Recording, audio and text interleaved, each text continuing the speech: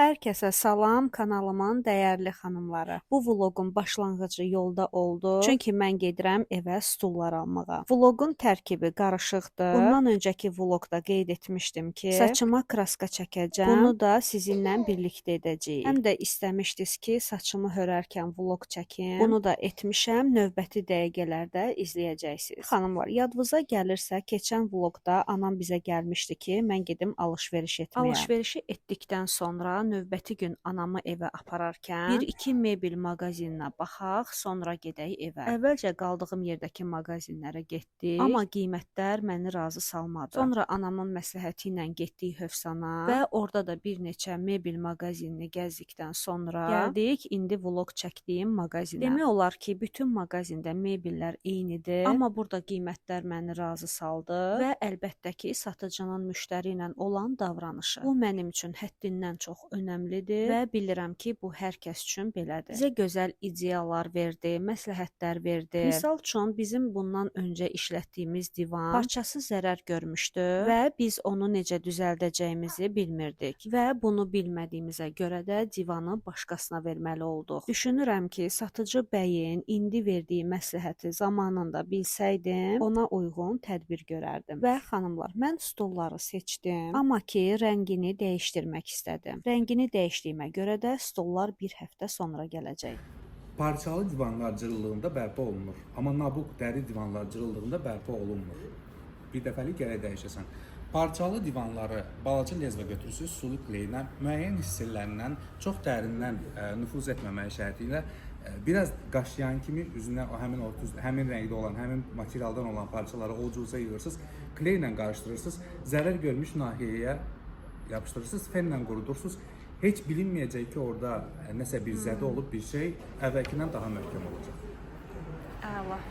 Gördünüz xanımlar, nə yaxşı məsləhət də verir. Və bu cifti də göstərdi ki, stulların əgər çirklənsə, həmən o cift kremlə təmizləyərsən. Rəngini xanımlar, ağla boz seçdim. Boz rəng əşyalardan mənim çox xoşum gəlir. Həm sadə, həm də elegant görsənir. Artıq fikrim aydınlaşdı. Sifarişimizi elədik və gözləyəcəm ki, bir həftə sonra stullarım gəlsin. Eyni stullar hər yerdə olsa da qiymət fərqi çox münasib idi. Və xanımlar, burada da görürsünüz ki, köhnə stullarımı həyətə yığmışam. Üzərinə də bir-iki əşya qoymuşam. Bu stulları verirəm ehtiyacı olan birinə. Uçqa izlərinə görə də bundan öncəki vloqda çox gözəl məsləhətlər vermisiniz. Çoxsunu yoxlamışam, getməyib. Amma yoxlamadıqlarımı da kimə ki stulları pay verirəm, ona başa saldım, özü təmizləyəcək. Və xanımlar, artıq saçım üçün kraska düzəldirəm. Mənim saçımın rəngindən həddindən artıq çox xanımın xoşu gəlir. Mən belə detalları heç vaxt gizlətmirəm. Özümə nə tətbiq edirəmsə, mütləq sizinlə də bölüşürəm. Xanımlar, deməli, kraska tətbiq edərkən düşünməyin ki, mütləq bahalı olmalıdır. Bu əsla belə deyil. Ucuzlu kraskada, bahalı kraskada eyni işləvi görür. Amma təbii ki, söhbət lap ucuz kraskadan getmir. Yəni ki, 1-2 manatlıq kraska alıb saçınıza tətbiq etməyin. Bu Garnier kraskasıdır. Mən illərdir ki, bu kraskanı tətbiq edirəm. Rəng nömrəsi isə 7.1. Bunun rəngi kül rəngidir. Əgər ki, saçınızın rəngi biraz tündürsə, yəni mənim saçımın rəngi tünd kaşdandır. Sizdə kaşdan rəngindən də tünddürsə, bu zaman Garnier 7.1-in üzərinə 9.091 əlavə edə bilərsiniz. Yəni ki, bu korobkada gördüyünüz saçın rəngini əldə etmək üçün, amma bu aiddir tünd saçlara. Bu rəngi əldə etmək üçün 7.1-in üzərinə 9.091 əlavə etməlisiniz. İkisini də tən yarıdan bölün, yarısı 7.1, yarısı 9.0. Yaxşıca qarışdırıb tətbiq edin saçınıza. Yox, əgər mənim saçım kimi pasloşnu saçdısa, yəni ki, nə rəng tətbiq etsəm, o rəngi də tutacaq. Belə saçlara isə sadəcə 7.1 tətbiq edə bilərsiniz. Mənim göstərdiyim kraskanı saçınıza tətbiq edərkən, yuduqdan sonra ilk növbədə görəcəksiniz ki, saçınız çox tündür. Yəni, şəkildə göründüyündən 2 qat tünd görsənir. Amma bu sizi qətiyyən qorxutmasın. Çünki bu kraskalar 2-3 dəfə yuyulduqdan sonra korobkanın üzərində nə rəng şəkil görürsünüzsə, o rəng rəngə qədər saç açılır. Kraskanı saça tətbiq edəndə də əgər saçınızda ağlar varsa, ilk növbədə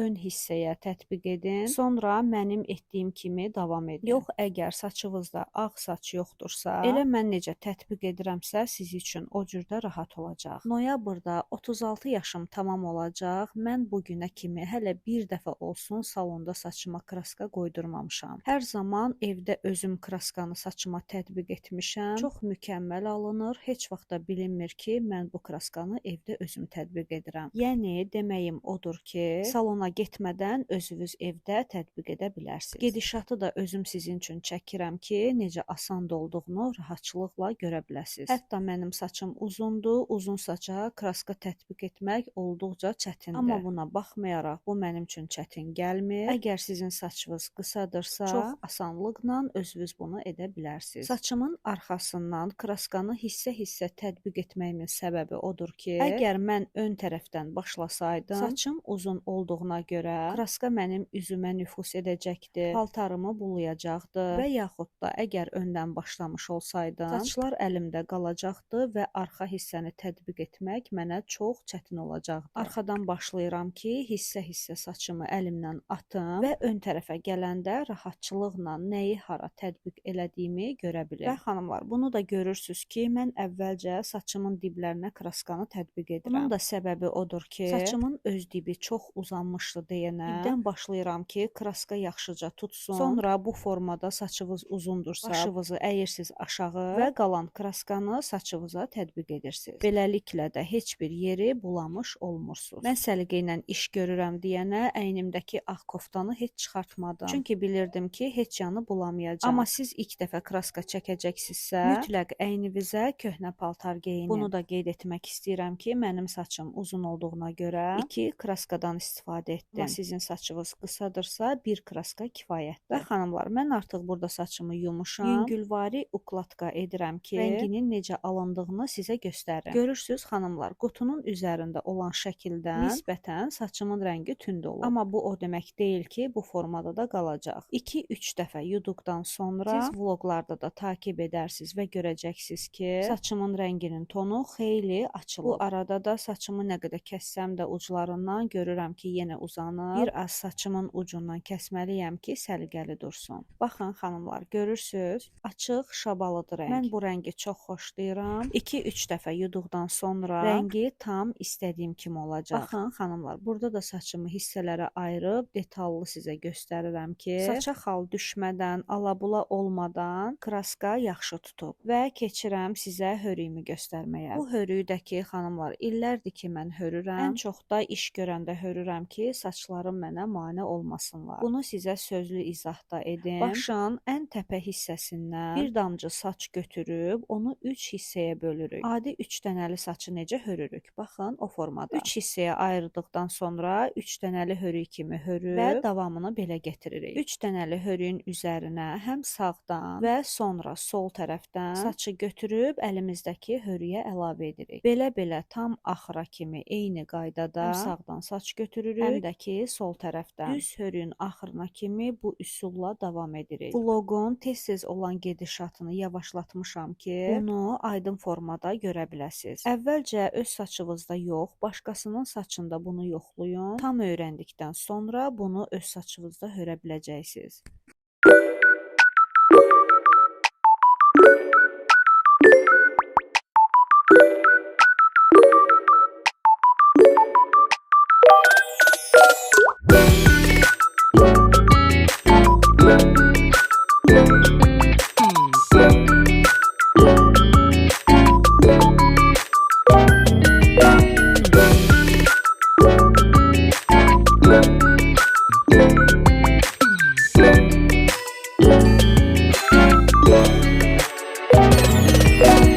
Gördünüz xanımlar, necə asanlıqla hördüm, bitirdim. Deməli xanımlar, uşağı məktəbə aparandan sonra qaydanda göyərti aldım ki, marazinikdə göyərtim bitmişdi. Hər zaman marazinikdə göyərti saxlayıram ki, yemək bişirərkən mənə çox lazım olur. Bundan öncəki kanalımda məni izləyənlər artıq bilir ki, mən hər zaman göyərtiləri bu formada yuyuram, quruduram və doğrayıb yığıram marazinika. Baxın xanımlar, bunları artıq yumuşam. Bura sərdim ki, qəşəng qurusunlar. O sırada da mən dolma büküm. Yarpaq dolmasını Leyla çox xoşlayır. Gün ərzində nə qədər versən, o qədər də yeyəcək. Görürsüz xanımlar, bankaya yarpağı bağlamamışdan öncə biz kağızı yandırırıq, qoyuruq yarpağın üzərinə. Beləliklə yarpaqdan həm köz qoxusu gəlir, həm də ki, kağız yana-yana tez bankanın ağzını bağlayanda qapaq bankaya yaxşıca vakuumlanır. Beləliklə banka hava çəkmir. Yarpaqlar da olduğu kimi qalır. Dolmanı bükməmişdən öncə hər zaman yarpaqları bu formada açıb qoyuram ki, bükərkən rahat olsun. Yarpaqları bu formada açandan sonra mütləq onları yuyuram. Yuyuram çünki ağacdakı toz torpaq yarpağa qonur. Hətta yuduqdan sonra bu cür qaynadıram. Qaynadıram ki, həm yarpaqda olan mikroblar ölsün, həm də ki, yarpaq biraz yumşalsın. Bu hissəsi önəmlidir, çünki dolmanı bükərkən yarpaq yırtılmır. Yarpağı da o üz bu üz çevirirəm ki, qaynar su yarpağın hər yerinə nüfuz etsin.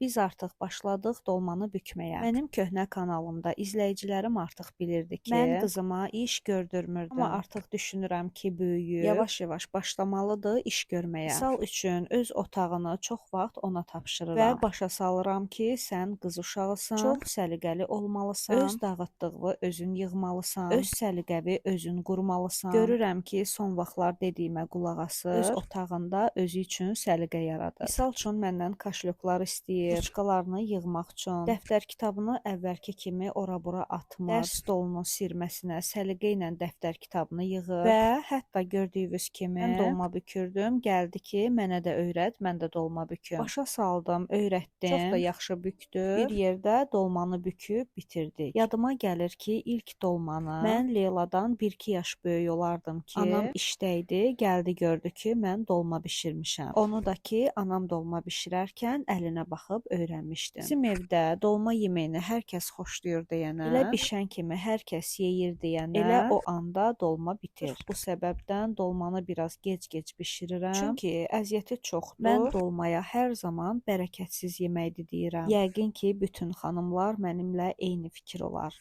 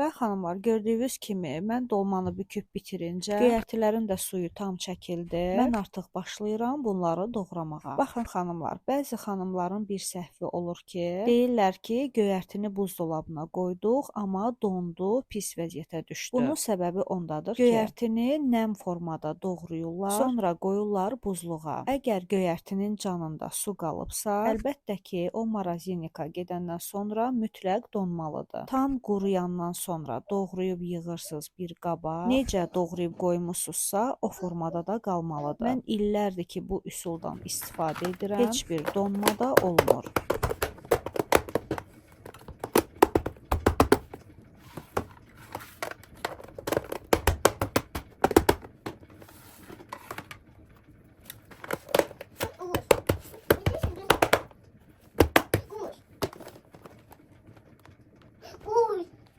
Və xanımlar, artıq sifarişimdən bir həftə keçib, mənim sifariş verdiyim stullar nəhayət ki gəldi. Çox bəyəndim, çox gözəl. Parçasının da materialı elədir ki, ləkə düşsə əgər təmizləsəm gedəcək. Ümumi olaraq görünüşü ağ, aşağı hissəsini isə boz rəngdə seçdim. Amma digər iki stulu yuxarısını boz, aşağısını ağ elədik. İndi mən bunların ayaqlarına vurulan kolyonkanı açım, sonra sizi ilə birlikdə hərəsini yerinə qoyaq. Mən bəyəndim. Əgər siz də bəyənsəz, rəy bölməsində fikrinizi mənə bildirərsiniz.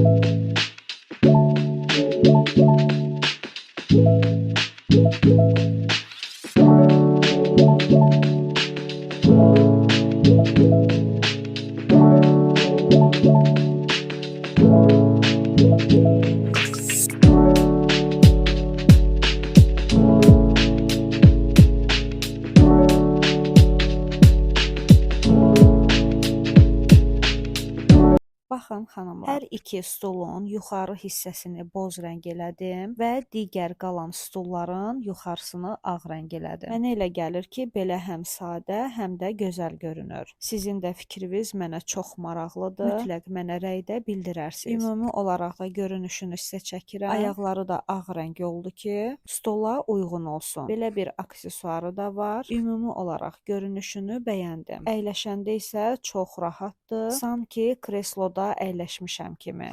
Və xanımlar, əsas məsələ mənə elə gəlir ki, bu sizin üçün daha faydalı olacaq. Yadınızdadır, sizə söz vermişdim ki, qutular tapan kimi sizin üçün saxlama qutusu düzəldəcəm. Həmən o qutuları Faberlikdən tapdım. Faberlikdən sifarişlərimi götürəndə gördüm ki, xanım bu qutuları atır. Ölçüləri də tam mən istədiyim kimi. Xanımdan halallığını alaraq bu qutuları getirdim evə və sizin üçün saxlama qutuları düzəltməyə. İnşallah ki, növbəti vloqların birində mütləq bunu sizin üçün düzəldəcəm. Və Kaladovkadan aboyda tapdım. Növbəti vloqların birində birlikdə düzəldərik. Beləliklə sizinlə sağollaşıram. Gələn vloqda görüşərik. Sağ olun, salamat qalın.